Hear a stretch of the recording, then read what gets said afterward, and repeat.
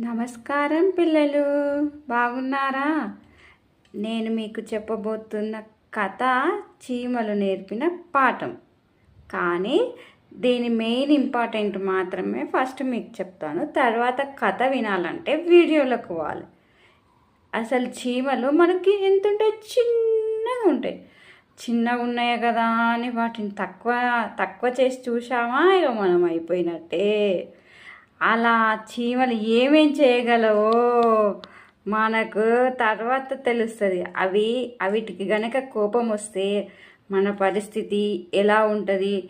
పెద్ద పెద్ద ఏనుగులు సైతం దాని దాడికి తట్టుకోలేక ఎలా విలవిలలాడుతూ ఉంటాయో మనము ఈ చీమ చెప్పిన పాఠం వింటే మనకు అర్థమైపోతుంది.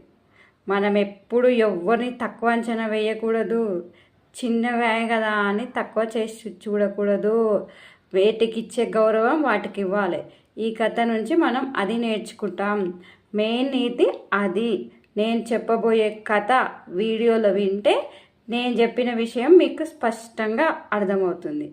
Please subscribe my channel.